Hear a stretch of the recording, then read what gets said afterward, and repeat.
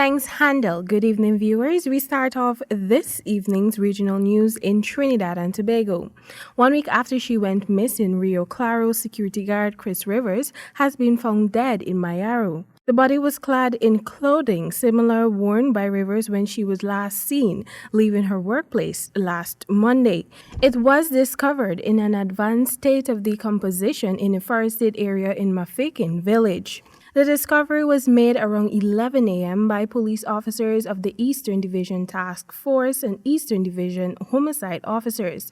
Rivers, 24, disappeared last Monday morning after leaving her workplace at the WASA substation in New Grant. After her shift ended around daybreak, she called her mother, Rosalind Rivers, and told her that she was taking a taxi to get to their home in Rio Claro.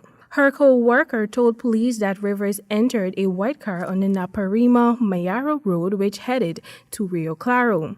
Rosalind Rivers said that her daughter had walked away from an abusive ex-lover last year and had been trying to rebuild her life. She said that her daughter had even requested to work in a location far away from him to avoid contact. However, last weekend, the job took her to Mayaro, close to where her ex-lover lived. Eastern Division homicide detectives detained the man for questioning in the connection with Rivers' disappearance. And now for news coming out of Jamaica. Michaela Brown, a 20-year-old mother who was also 7 months pregnant, decomposed body was found in her Montego Bay apartment where she lived with her baby son and boyfriend. Her boyfriend, who is a person of interest, is on the run ever since. The tenants complained about a foul odor coming from the apartment complex located in Little River Barretown, St. James. The tenants notified the landlord, who inquired and notified the Montego Bay police, who responded to the scene. Upon entering Brown's apartment unit, the police found Brown's 3-year-old son, who cannot speak, on the bed with a pot of cooked white rice and curry chicken. The child's state of condition was deplorable as he had on soiled clothing for days. Police believe that the child was in the apartment with the dead body for 4 days. After opening a locked bathroom door in Brown's unit, her body was found on the bathroom floor in a decomposed state, lying in a pool of blood. The decomposition of her body was so bad that her eyes and tongue partially removed from her body. Other emergency personnel, including the Montego Bay Freeport Police, processed the crime scene and notified Brown's mother. The police are slowly investigating the matter as they await autopsy to be performed. Investigators reached out to the landlord, who also lived on the first floor of the property. He was apprehensive on giving information on what he witnessed. The landlord alluded to assumptions and remained tight-lipped. The property has surveillance camera and 2 secured gates that are under 24/7 surveillance. Police are revising those surveillance footage for hard evidence.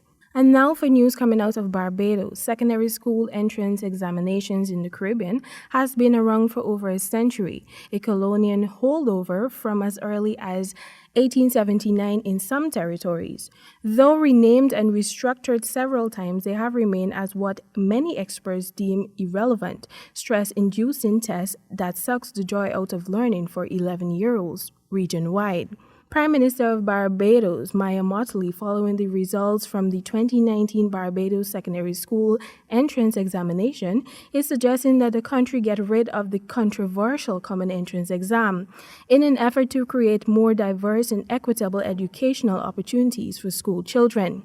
She said that the results point to a need for reform that includes a move away from the curriculum that is heavily slanted towards academics to include more of the arts as well as technical and vocational training.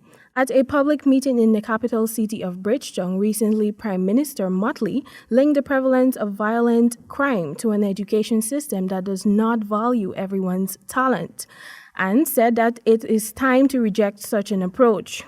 Under the current secondary entrance exam structure, only top-performing students, essentially those who test well, win access to the best schools. Class also becomes a factor since parents with good social connections often pull strings to get their children into schools of their choice. Prime Minister Mottley's position is that Barbados must create an educational system that makes every school a top school. There have also been calls for more inclusivity when it comes to special needs children, who are often not adequately supported by the public school system. Motley opined that until the exam is abolished, however, children will continue to suffer in a myriad of ways, including being abused by their parents in an effort to have them pass for a preferred school. And that has brought us to the end of your regional news this evening. Back to you, Handel.